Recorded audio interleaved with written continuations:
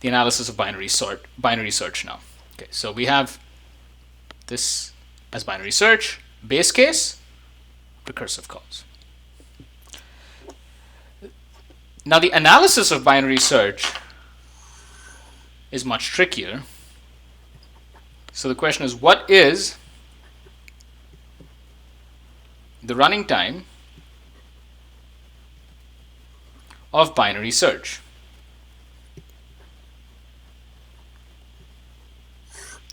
Many of you may have already seen the answer, but what I want to do is I want to give you a mathematical proof of the answer and to show you why that is the right answer. So the key in binary search is, okay, so let's look at binary search. Let's just look at all the lines of code and note that there is no loop anywhere. There's no while or for loop. So all of these lines of code in a single call, so if you consider a call to binary search, all these lines are going to run at most once. So all of this is like O of 1. It's constant. It doesn't matter how big the array is. But there are recursive calls made, which are now going to go in and then do something. Other than the recursive calls, everything else runs in O of 1 time. Right? So all of this runs in O of 1. So it's useful to sort of write it out. This is also O of 1. This is O of 1. So if you think about it, what you'll see is that, like, let's say T of n. Let me call this T of n.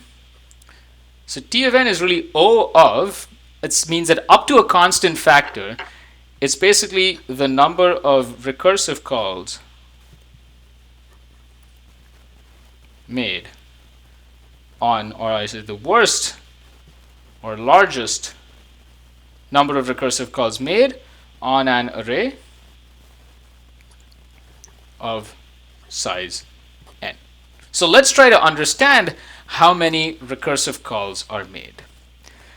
Another important aspect to notice, because let me ask you a question.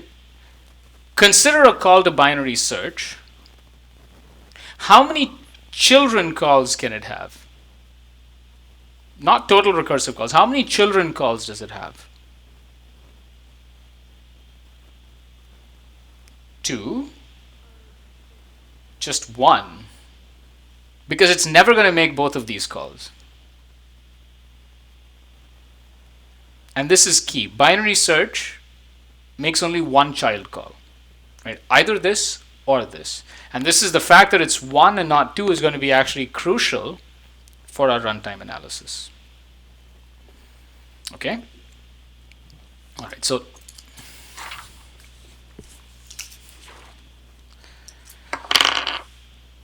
So what I want to do is, as the recursion progresses,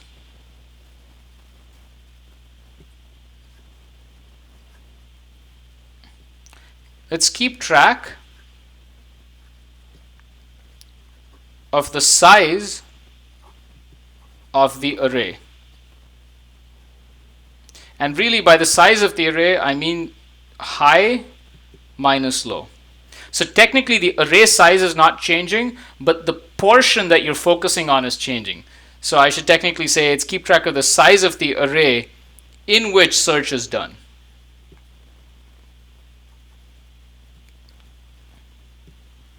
Right, so initially when you call binary search, you call binary search with the parameters 0, n minus 1, and val, where n would be the length of the array.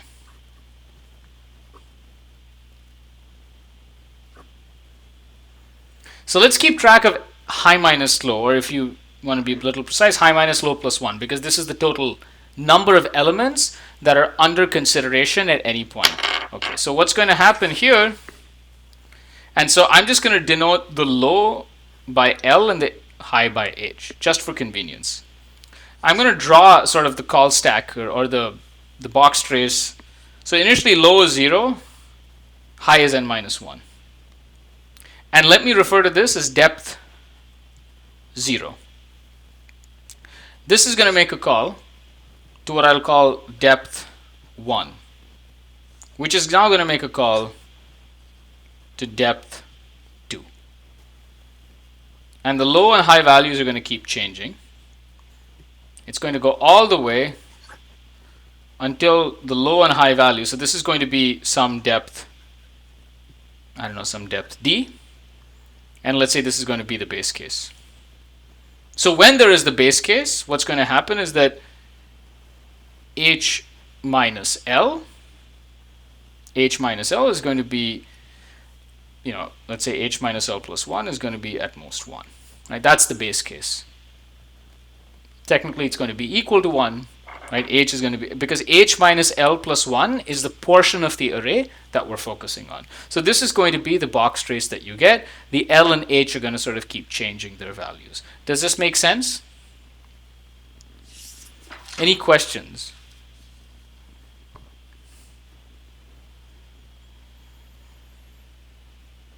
Okay, good. So now I'm going to ask my own question.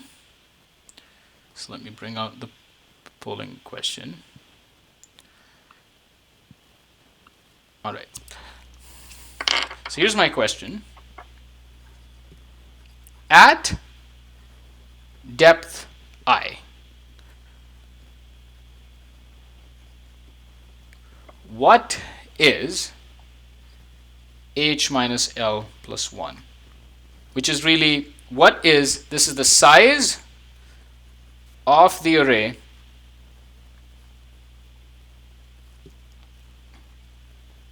being considered. Don't worry about off by 1 errors. Okay, don't worry about off by 1 errors. You can just think of h minus L if you want.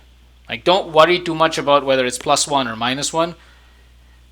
So I'm going to give you 3 options. The red option is n divided by I plus 1. Remember, at depth 0, it was n. Right? Depth 0, it's n. The green option is n divided by 2 to the I, and the blue option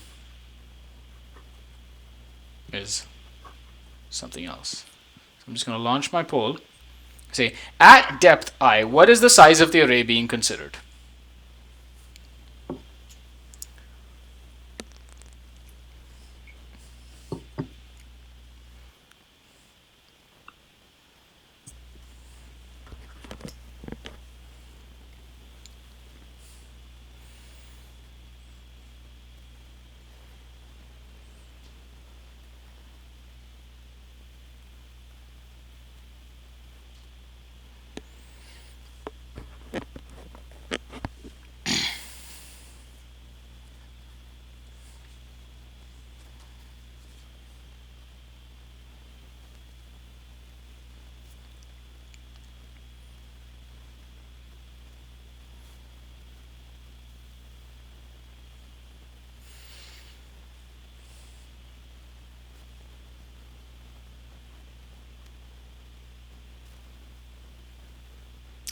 Okay, so it seems that many of you know the answer, but many of you are also confused about the answer. So the answer is n divided by 2 to the I. Does someone want to hazard a guess as to why that's the case?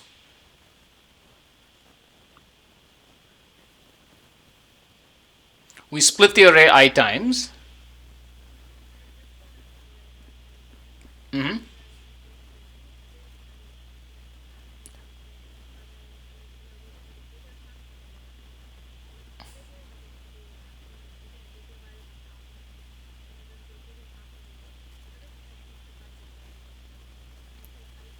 Exactly.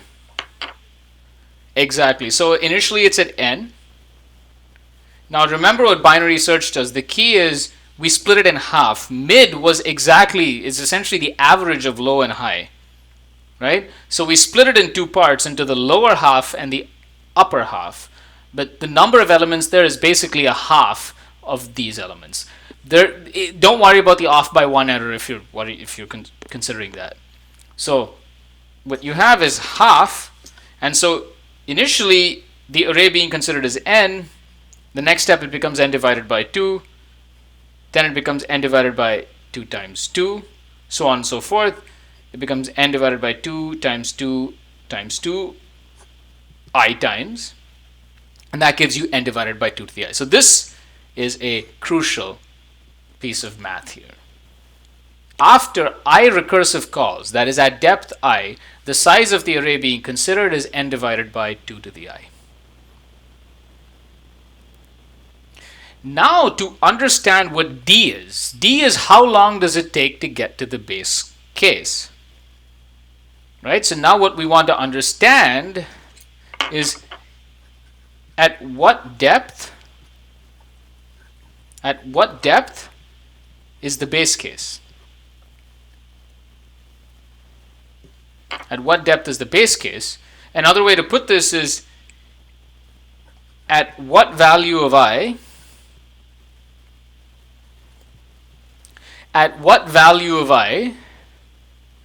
is h minus L plus 1 less than or equal to 1, or we'll just say is even equal to 1. So we know that after I steps, it's there. So what we need to do is we need to solve the following equation. We say n divided by 2 to the I is equal to 1. And I is equal to, so don't shout out the answer. I'm going to ask you, I'm just going to poll you. Can you write down what this is going to be? So this is the same as saying as 2 to the I is equal to n. So what is the value of I that satisfies this equation? I'm going to poll you and ask you, red is I know what the answer is. Green is I don't know what the answer is. I don't know what this is. I want you to look at this, think about it, and tell me, what is the value of I? Like, can you write a function, an expression? What is this?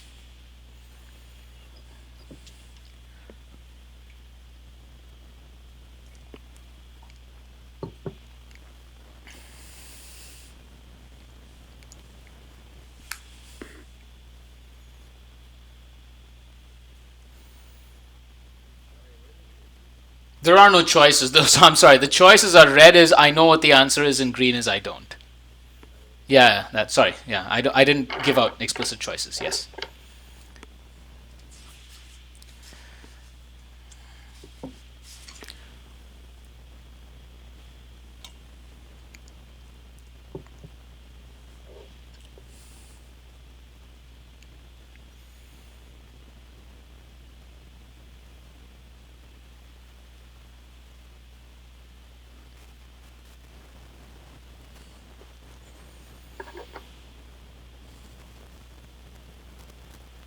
Okay. So again, it seems that some of you know the answer and some of you are confused or you're not sure what the answer is. And so, does someone want to tell me what the answer is? What is I?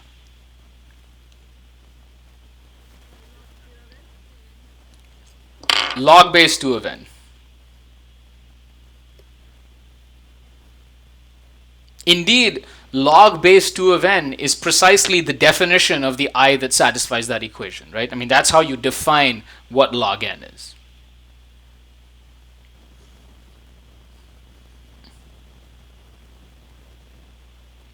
All right? So what we now know is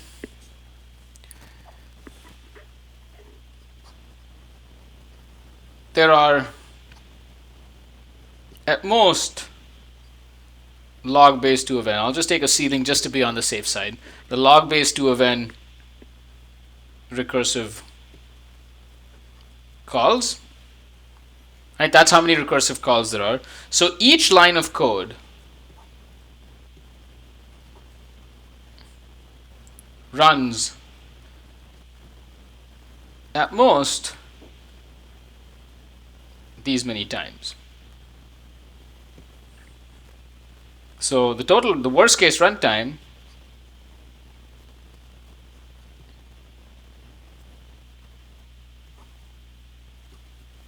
is O of log base 2 of n. Okay, and often in CLRS you'll see the log base 2 of n is written as LG of n, because conventionally, log base E would be ln, and often log in many cases would mean log base 10, though not necessarily. So I'm just going to use LG The worst case runtime is O, because all we did is we proved an O bound. We said it runs at most. Again, if you're careful, if you know, by careful analysis, and it's pretty much the same argument, one can argue that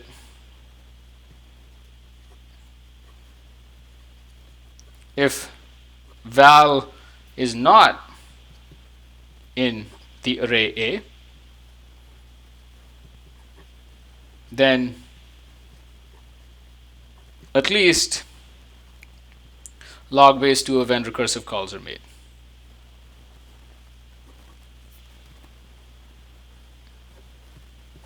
I'm not going to walk through that argument, and if you want to know more about it, you can come to me and talk to me during office hours. It's not that critical. So I'll say there are at least that many recursive calls, so the running time, so the t of n actually happens to be theta of log n, and this is another very important runtime, and this is known as logarithmic time.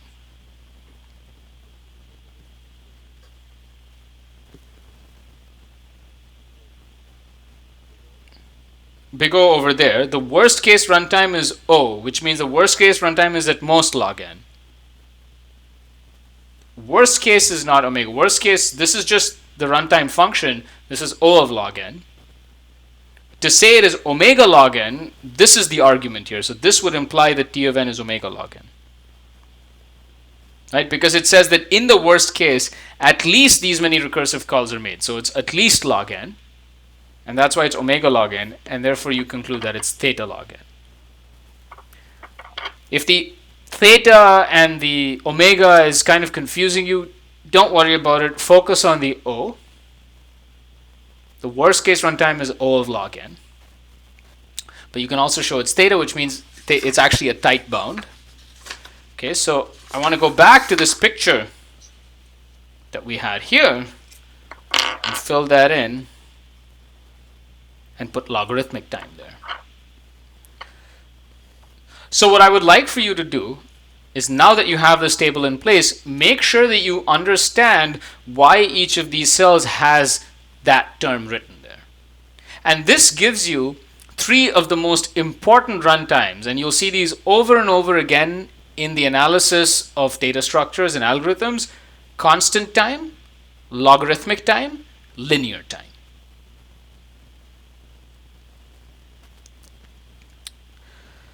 So I'm going to pause here, take a break for a few minutes, because I want to start a new topic, binary heaps. And so I'll pause here and take any questions that you have.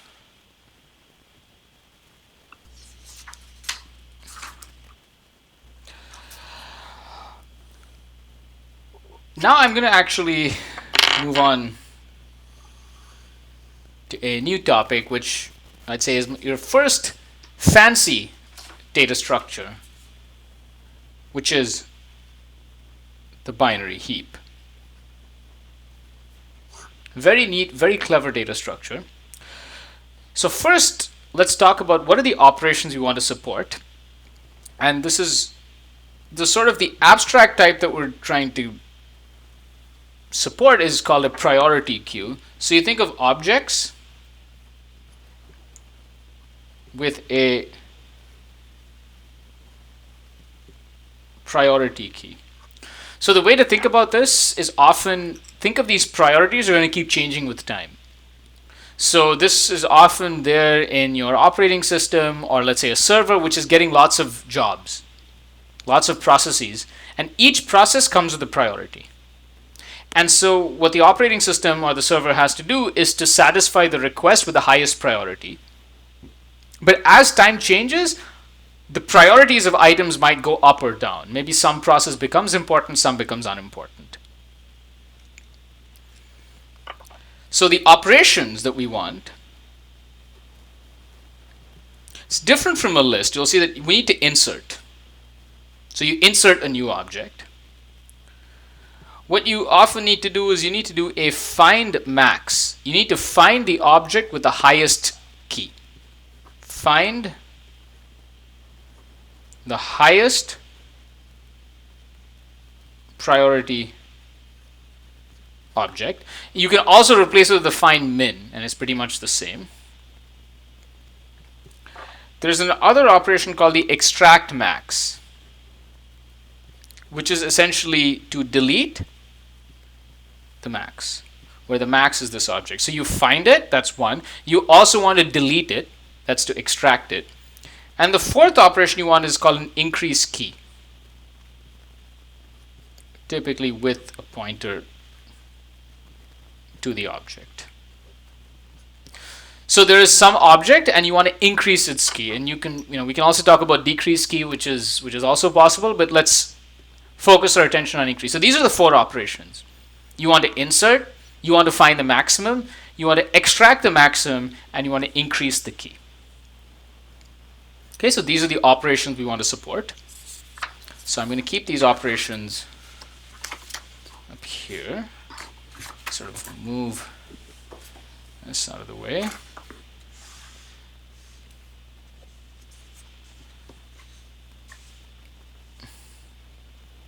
Okay, so these are the operations we want to support. Now let me build my table again, and it's always useful to start with some simple data structures to see how they would support these operations. And so the simplest data structures that we have are the linked list, and we'll also talk about a sorted array, because the unsorted array behaves very much like a linked list. All right, so I have insert, and then I have find max, I have extract max, and I have increase key. And this is again with a pointer. Increase key is with a pointer.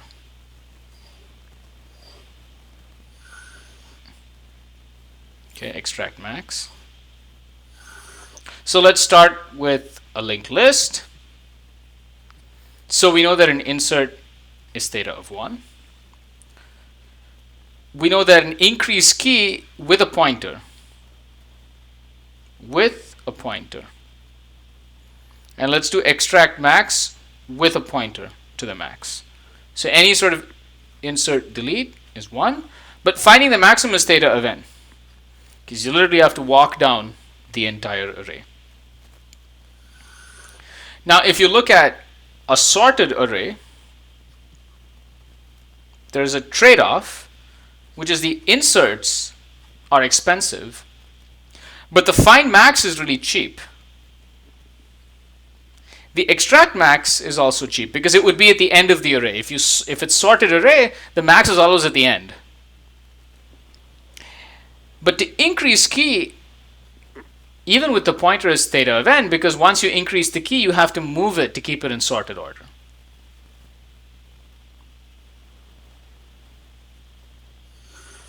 The data structure that we are going to show, the binary heap. So what it gets is actually, it gets basically everything in logarithmic time. And the find max is even better, it's theta of 1. Okay? So the binary heap gives you sort of the best of all worlds. So if you think about, the good thing about a linked list is the insert is cheap. The good thing about a sorted array is the find max is cheap. They're both fast. And the binary heap, well, it gives almost both of them. Actually, there's a question that I should say, since I had spoken about logarithmic time. Why is logarithmic time so great? Why is logarithmic time great? And it's useful to take an example. So n is 1,000,000. And let's just think of binary search versus linear search. Linear search is searching in a linked list. How many operations does binary search take? Log base 2 of 10 to the 6. How much is that? Without a calculator. Yeah, someone said it. Roughly 20. Why would it be roughly 20?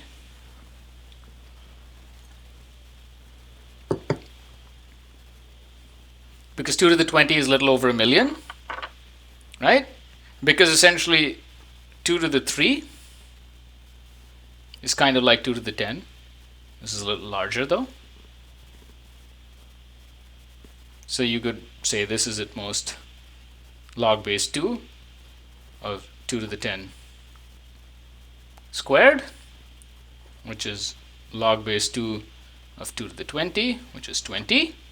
There are multiple ways of doing this. You can also say this is the same as 6 times log base 2 of 10. And log base 2 of 10, as you can see, is probably like between 3 and 4. Right? It's maybe somewhere around 3.5. And you can also use that logic. Okay? So what this means is binary search on an array of size million makes 20 comparisons. Right? So you have an array of size million and you make 20 comparisons. And that's why logarithmic time is that fast.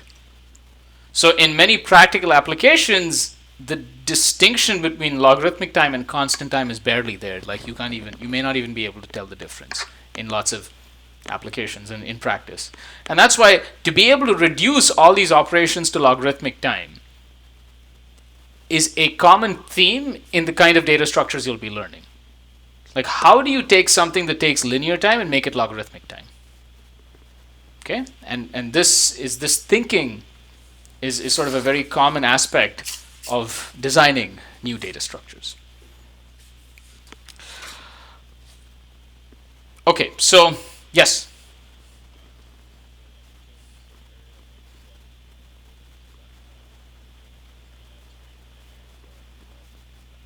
So that's actually, in some cases, yes, it's a different sort of viewpoint, because usually in sublinear time, you're not supposed to even read your entire input. In these cases, you think of it as your input is pre-processed into a data structure that supports operations.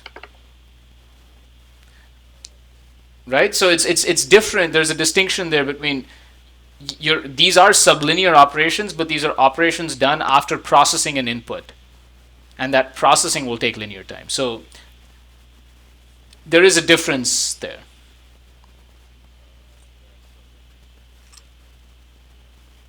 Exactly. So you have to actually use things like randomization over there. Like you have to use random sampling and sort of some statistical approaches to learn quantities.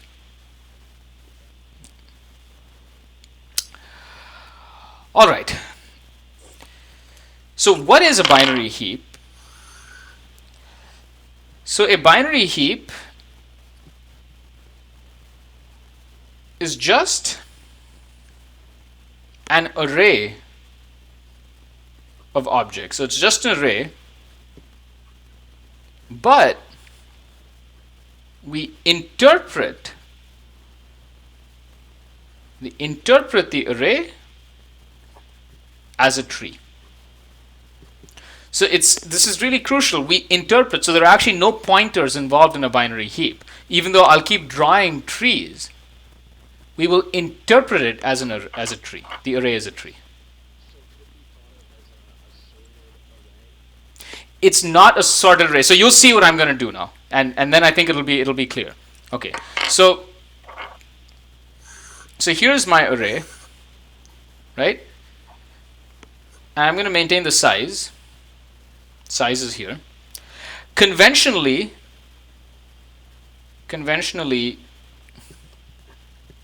A0 is empty. It will be convenient for our indexing if we don't keep anything there. Otherwise, you have to shift the indices by 1. The math gets a little messier. Okay, so here's my array. And so now here is A1, A2, so on and so forth, right? This is the array.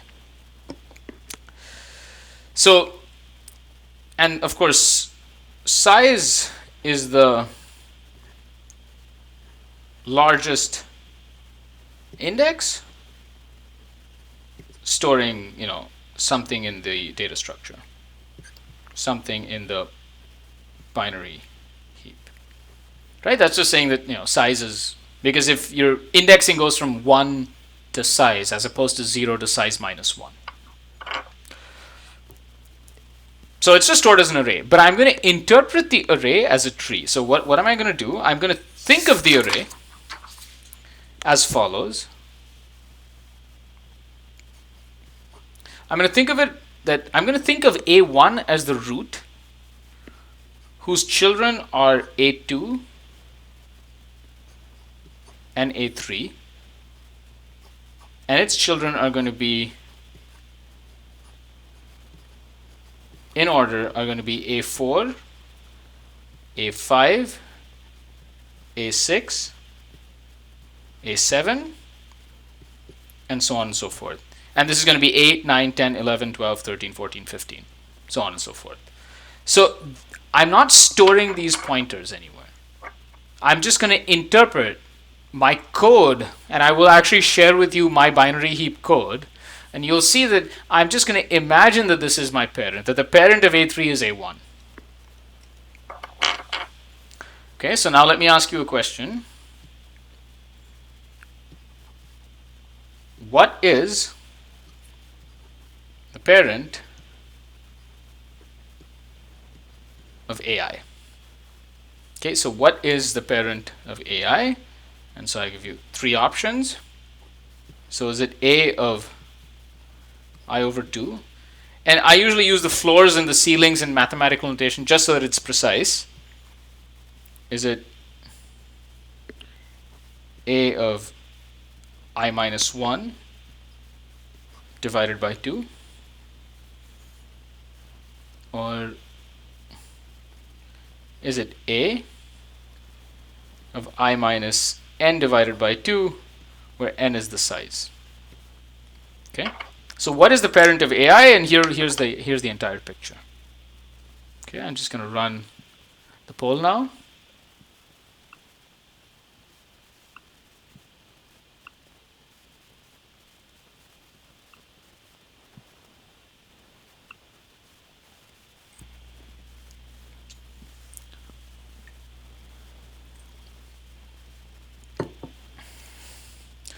Hopefully all you need to do is you need to look at the numbers here and you see what is the pattern that matches.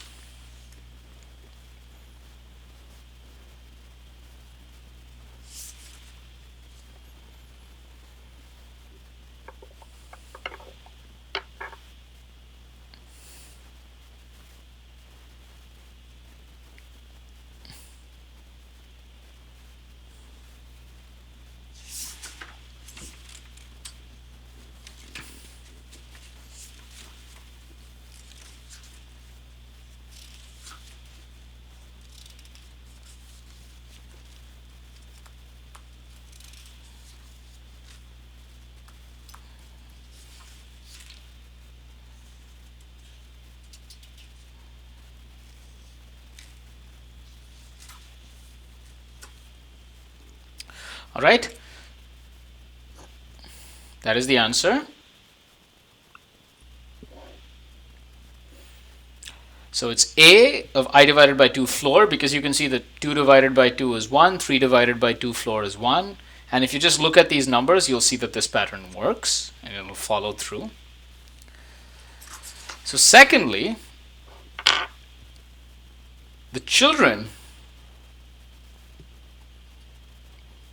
of AI are A of 2i and A of 2 times I plus 1. These are the children. So the nice thing about the way we have structured things is that it's very easy to determine what the parent and the child are. Right? So the parent, you just halve the index, and for the child, you double the index and you add 1. So there are no pointers. The way to navigate this tree is just by manipulating the index. Okay? Let me ask you a few more questions about the structure of this tree. The question is, let the root be at level 0. How many nodes at level I? So this is level 0, level 1, level 2, so on and so forth. I is overloaded here, so let me use L. Let me use L as the level. Okay, so is it 2 times L? Is it 2 plus L? Or is it 2 to the power L? Assuming L is completely filled. So what is the, I guess this is the maximum number of nodes. Yeah, or assuming it's completely filled. Assuming it's filled.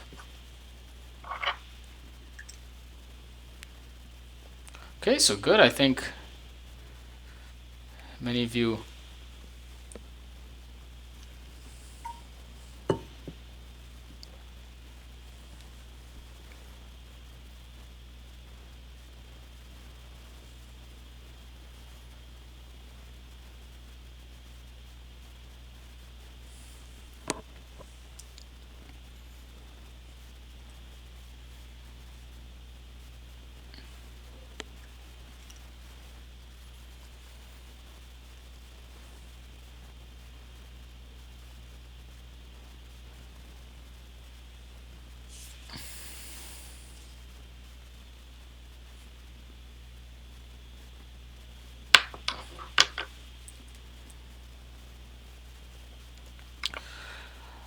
so most of you got the answer right. It's 2 to the L, because as you can see that it's basically doubling at each step. So it's 2 to the 0, 2 to the 1, 2 to the 2, 2 to the 3, so on and so forth. So the exponential and the logarithmic function are very important in computer science. They're very important that you understand the exponential function and the logarithmic function. Okay? Okay, now let me ask you my third question. So again, I recommend that you go and revisit these questions and make sure that you understand why the answers are what they are. If there are n nodes or objects, I should probably say objects in the heap, what is the maximum level or depth? So now I'm sort of flipping the question around. I'm saying that suppose there are n nodes in this heap. How many levels are there going to be? So given that you have n things in this heap, how many levels are there going to be?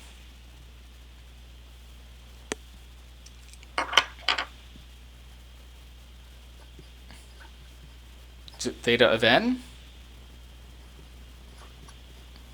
Is it theta of log n?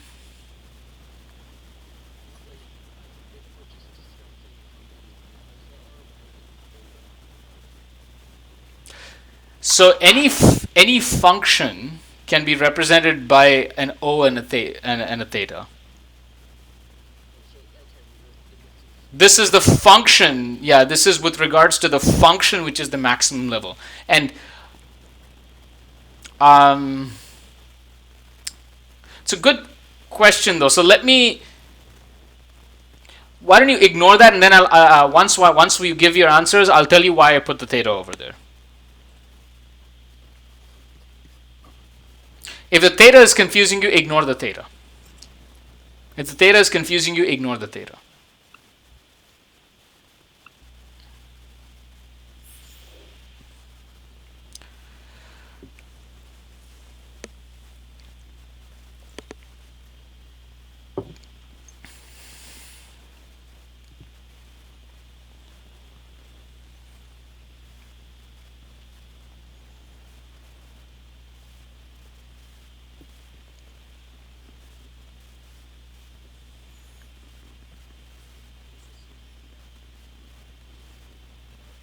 No, not necessarily. And that actually relates to why I put theta over there. But good question. The answer is no.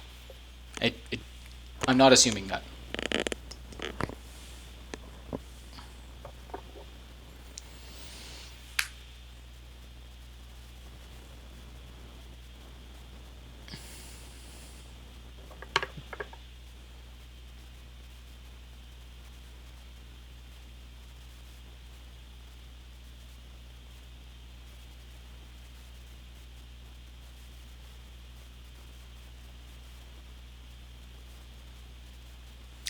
Okay, so I think most of you recognize the answers are log n. So now let me explain why I said theta, and this is related to what someone just asked right now. The problem is, okay, so let's move it there. Like technically,